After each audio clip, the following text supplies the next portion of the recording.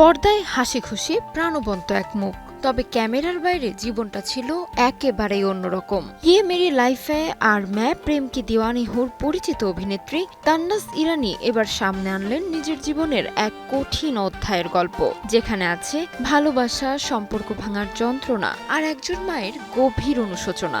Summer tip, don't go without sunscreen. It's very essential.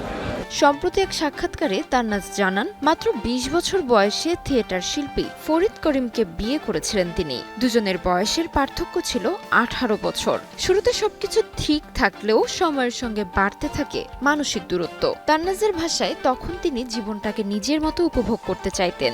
বন্ধু, party আর বাইরের ঘোরাঘুরিতে অভ্যস্ত ছিলেন তিনি। অন্যদিকে তার স্বামী ছিলেন অনেক বেশি পরিণত ও দায়িত্বশীল। জীবন দর্শনের এই পার্থক্যই ধীরে ধীরে ভেঙে দেয় তাদের সম্পর্ক।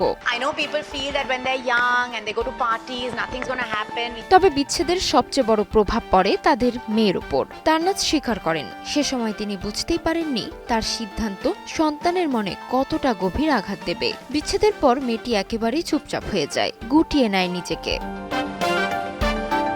অভিনেত্রী বলেন, একজন সন্তানের কাছে মাই সবচেয়ে নিরাপদ আশ্রয়। আমি সেই নিরাপত্তাটাই ভেঙে দিয়েছিলাম। পরে মেয়ের সঙ্গে সম্পর্ক ঠিক করতে দীর্ঘ সময় ধরে চেষ্টা করেন তিনি। ক্ষমা চাওয়া, সময় দেওয়া আর পাশে থাকার মধ্য দিয়ে ধীরে ধীরে কমে সেই দূরত্ব।